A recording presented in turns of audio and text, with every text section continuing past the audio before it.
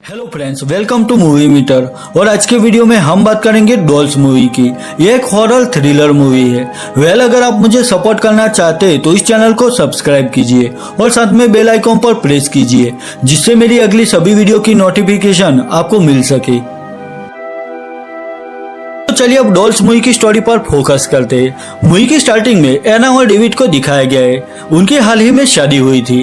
Car में उनके साथ जूडी नाम की एक छोटी बच्ची भी थी। दरअसल जूडी एना की सिस्टर मलिसा की बेटी थी और कुछ दिन पहले मलिसा और उसके हस्बैंड पैट्रिक की एक कार एक्सीडेंट में डेथ हो चुकी थी। अब मलिसा और पैट्रिक की मौत के बाद उनकी बेटी जूडी की सारी जिम्मेदारी एना के कंधों पर आ गई थी और इसी वजह से वो अपसेट थी। एना के लिए जूडी बस एक मुसीबत थी और यहाँ एना और डेविड किसी तरह जूडी से छुटकारा पाना चाहते थे। इसलिए वो दोनों जूडी को एक ऑर्फन हाउस यानी कि अनाथ आश्रम में छोड़ने जा रहे थे। बेचारी जूडी भी इस बात से अनजान थी। उसे तो बस यही कहा गया था कि हम सब वैकेशन एंजॉय करने एक अच्छी जगह पर जा रहे हैं। यहाँ डेविड उस ऑर्फन हाउस तक पहुंचने का रास्ता मैप में ढूंढ रहा था। आज मौसम भी खराब था और चारों ओर बिजली कड़क रही थी। अब रात भी हो चुकी थी और बारिश भी शुरू हो चुकी थी। अब यहाँ उनकी कार अचानक एक जगह पर रुक जाती है। डेविड कार से उतरकर देखता है तो उनकी कार कीचड़ में बुरी तरह से फंस चुकी थी। वो धक्का देकर कार को कीचड़ से बाहर निकालने की कोशिश करता है, पर कार बुरी तरह से कीचड़ में फंस चुकी थी। यह डेविड एना से कहता है कि यह बच्ची हमारे लिए अनलकी है और उसी की वजह से यह सब हो रहा है। जो भी हो, वो सब आज की रात ऐसे ही कार में नहीं बिता सकते थे। अब उसी वक्त डेविड को वहां पर एक हवेली दिखाई देती है। वो एना से कहता है कि हम वहां जाकर मदद मांगेंगे और आज रात वहीं पर गुजारेंगे। अब तीनों उस हवेली की ओर आगे बढ़ रहे थे। जूडी के पास एक टेडी बियर था जो उसकी मॉम ने उसे दिया था और जूडी को वो टेडी बियर बहुत पसंद था। जूडी जहां भी जाती थी वो हमेशा उस टेडी को अपने पास रखती थी, पर यहाँ एना बेचारी जूडी से वो टेडी छीन लेती है और उसे झाड़ियों में फेंक देती है। इस बात से जूडी अपसेट हो जाती है। वही उसे एना और डेविड पर भी गुस्सा आया था। यहाँ जूडी विश मांगती है कि काश वो टेडी जिंदा होकर एना और डेविड को अच्छा सबक सिखाए। यहाँ वो टेडी सच में जिंदा हो गया था और वो जड़ियों से बाहर आ रहा था। वो टेडी बहुत बड़ा हो चुका था। आखिर टेडी एना और डेविड के सामने आता है और अचानक से वो टेडी एक खतरनाक मॉन्स्टर में बदलने लगता है। उस खतरनाक टेडी को देखकर डेविड और एना बुरी तरह से डर जाते हैं। टेडी एना पर हमला करता है और उसके हाथ को काट लेता है। डेविड भी एना को बचाने की कोशिश करता है, पर वो टेडी डेविड पर भी हमला करता है। आखिर में टेडी उन दोनों को मार देता है। अब टेडी जूडी की ओर देख रहा था और वो बहुत ही डरावना लग रहा था। उसी वक्त एना जूडी के पास आकर उसे डांटने लगती है। दैट मीन्स यह सब जूडी का इमेजिनेशन था।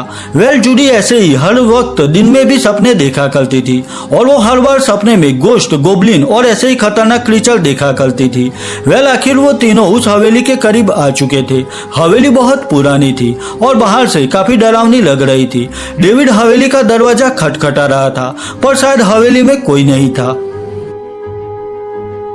डेविड को हवेली के करीब एक छोटा रास्ता दिखाई देता है जो शायद हवेली के बेसमेंट में ही जा रहा था। आखिर तीनों वहां से हवेली के बेसमेंट में आ जाते हैं।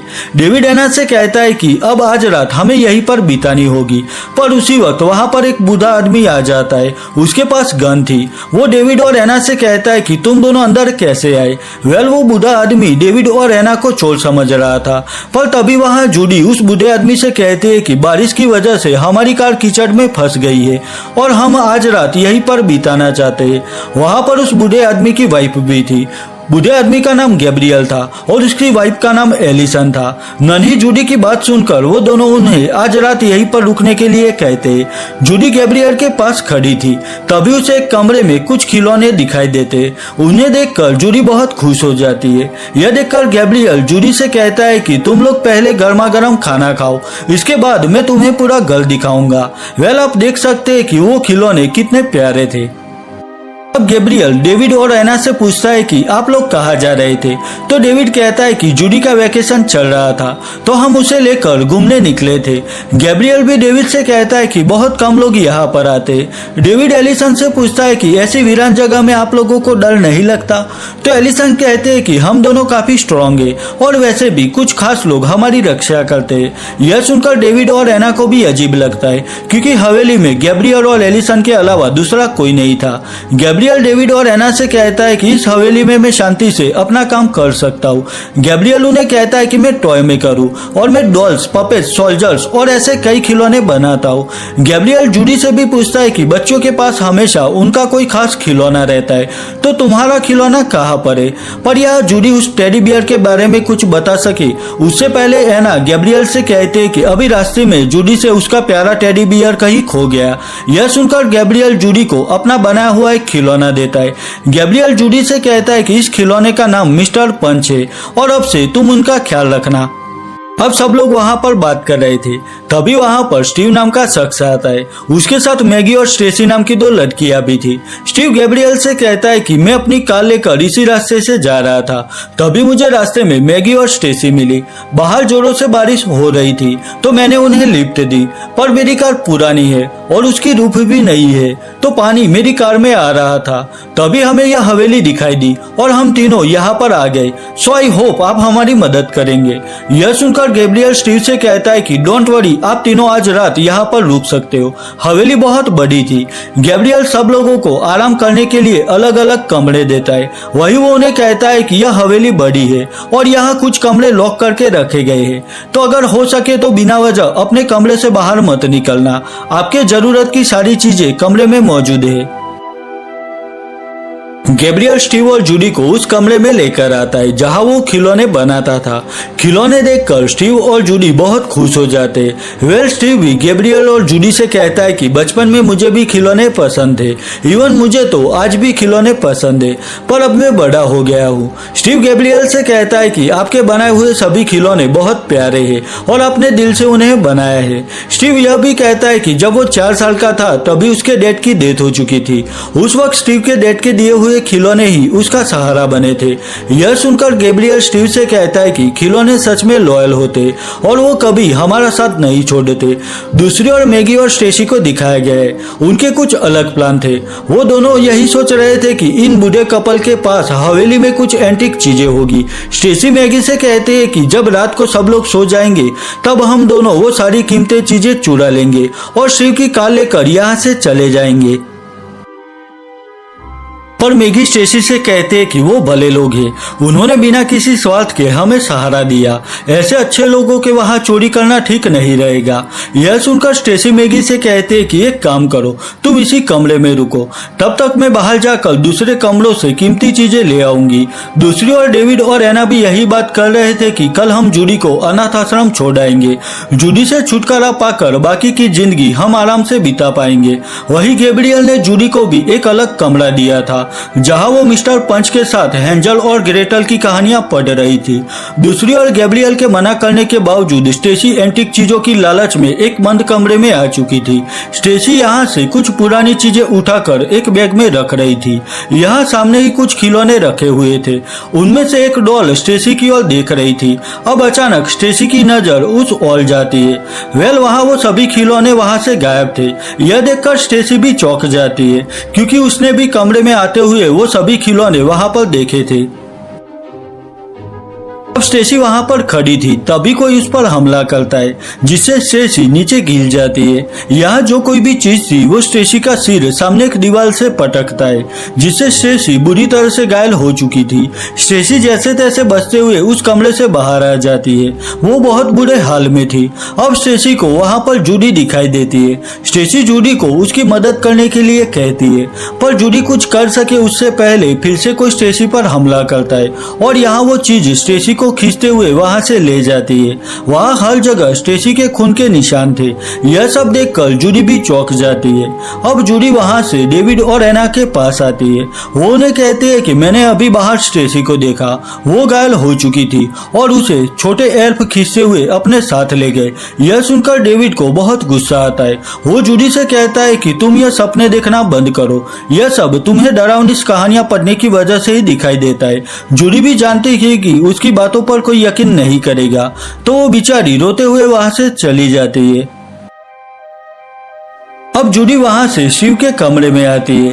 वो शिव से कहते हैं कि आपके साथ जो 2 लड़कियां आई थी उसमें से स्टेसी को एल्फ अपने साथ ले गए। स्टेसी घायल हो चुकी थी, उसका खून भी बह रहा था, वही वो मदद के लिए भी चिल्ला रही थी।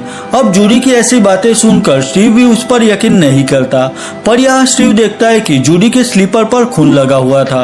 स्टीव जूडी से कहता है कि मुझे वहां पर लेकर जाओ जहां वो एल्फ जूडी को खींचकर अपने साथ ले गए थे।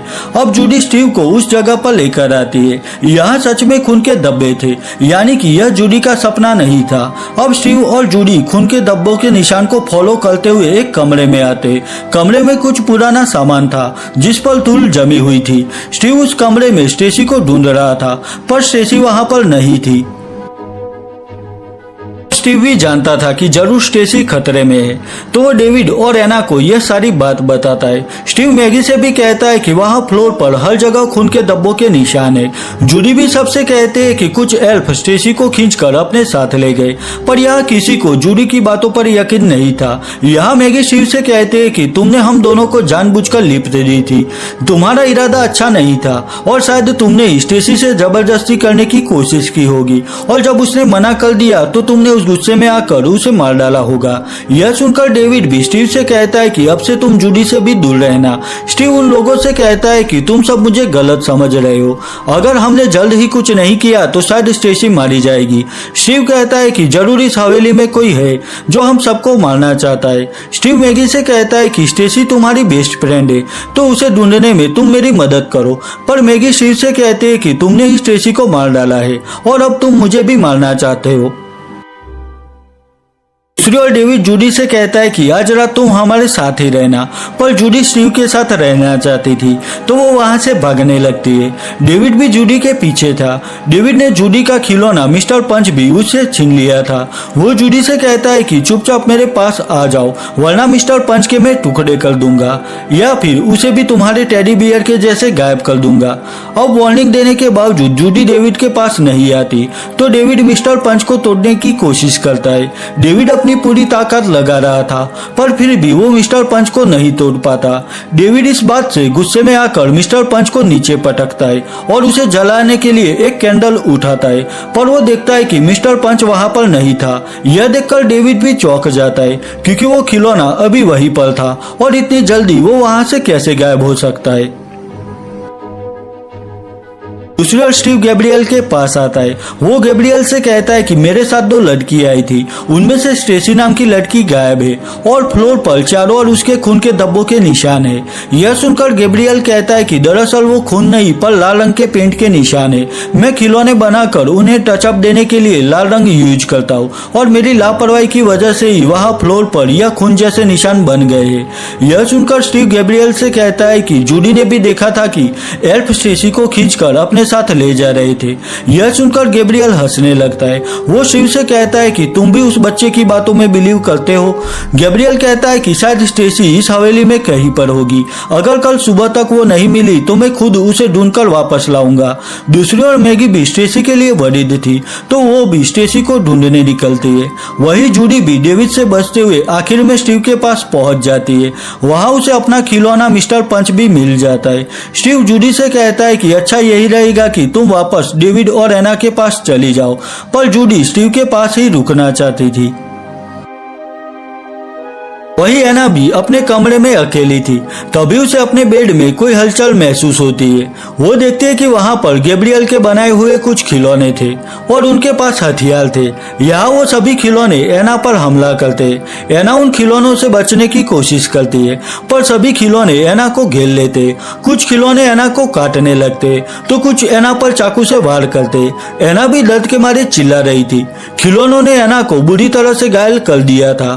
फिर भी एना भागते हुए एक ऐसे कमरे में आ जाती है जहां पर ढेर सारे खिलौने थे। यहाँ एना बुरी तरह से फंस चुकी थी। बेचारी एना इतने सारे कातिल खिलौनों से बचने के चक्कर में वहां एक खिड़की से नीचे गिरती है और वहां पर उसकी मौत हो जाती है।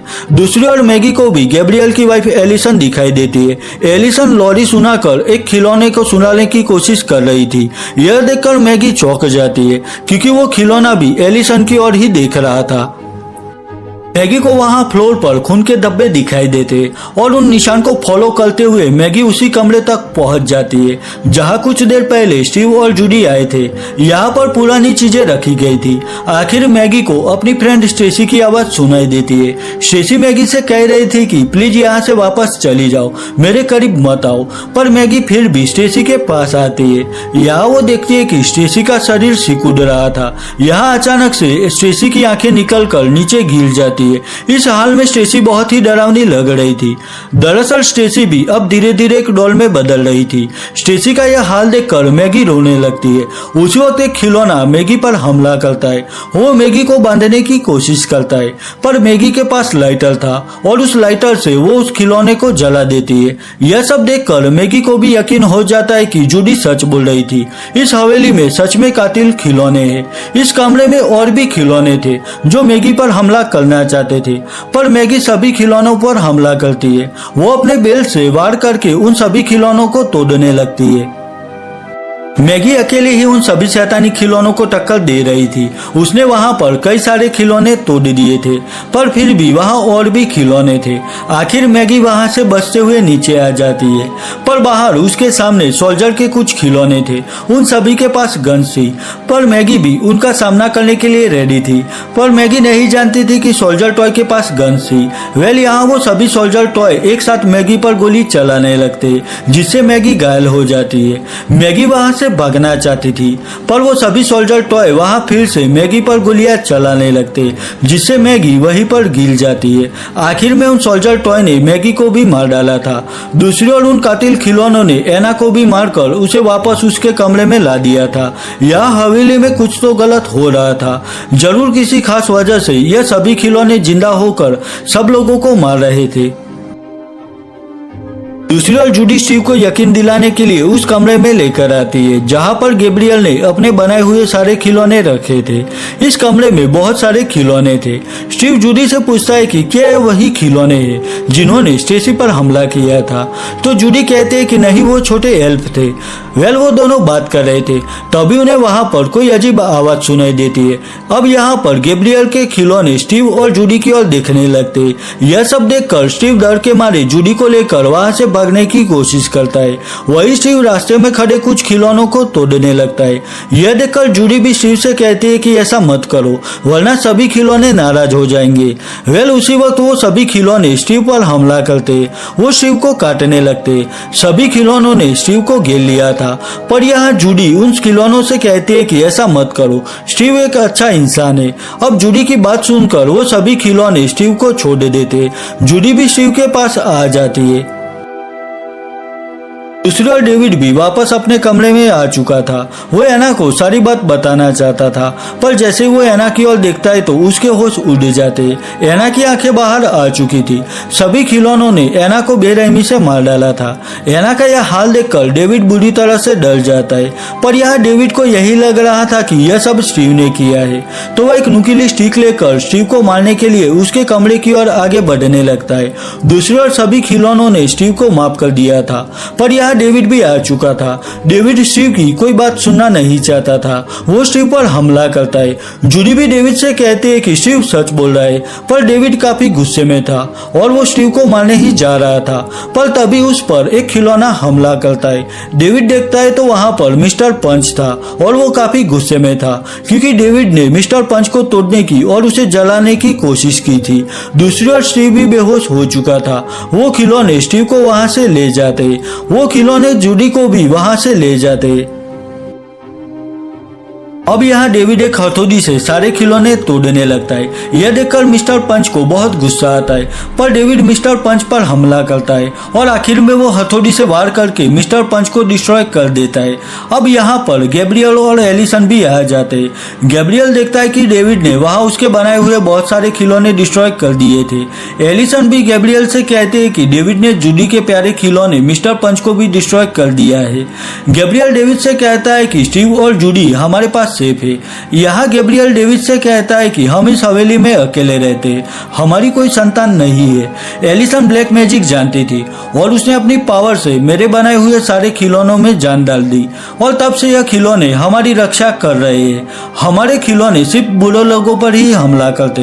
गैब्रियल डेविड से कहता है कि मैं वो सभी खिलौने ठीक कर दूंगा जो तुमने डिस्ट्रॉय कर दिए हैं। यह सुनकर डेविड गैब्रियल से कहता है कि तुम इस मिस्टर पंच को ठीक कैसे करोगे, क्योंकि उसे तो मैंने बुरी तरह से तबाह कर दिया है। सुनकर गैब्रियल डेविड से कहता है कि मैं मिस्टर पंच को तुम्हारी ही मदद से ठीक करूंगा। अब यह अचानक से डेविड को कुछ होने लगता है, उसकी बॉडी सिकुड़ने लगती है, उसका चेहरा भी अब बदलने लगा था। डेविड का चेहरा अब धीरे धीरे मिस्टर पंच जैसा होने लगता है। यहाँ सिर्फ एक ही मिनट में डेविड मिस्टर पंच के खिलौनों में बदल चुका था। आखिर गैब्रियल और एलिसन ने डेविड को मिस्टर पंच के खिलौनों में बदल दिया था। डेविड का यह हाल देखकर गैब्रियल और एलिसन भी हंसने लगते। अब दूसरे दिन सुबह स्टीव और जूडी नींद से जाग जाते। गैब्रियल और एलिसन भी उनके पास आते। वही स्टीव और जूडी को कल रात जो कुछ भी हुआ था वो याद नहीं था। उनके लिए यह सिर्फ एक बुरा सपना था। जूडी गैब्रियल से पूछते हैं कि डेविड और एना कहाँ पर है, तो गैब्रियल जूडी को एक चिट्ठी दिखाता है। गैब्रियल कहता है कि इसमें डेविड ने लिखा है कि जूडी मुझे माफ करना, हम तुम्हारा ख्याल नहीं रख सकते, तो हम तुम्हें यहाँ छोड़कर जा रहे हैं। गैब्रियल जूडी से कहता है कि डेविड और एना ने तुम्हारे लिए एक एनवलप में काफी पैसे रखे हैं जो तुम्हारे काम आएंगे। स्टीव भी गैब्रियल को स्टेसी और मैगी के बारे में पूछता है, तो गैब्रियल कहता है कि वो दोनों आज सुबह ही यहाँ से निकल चुकी है।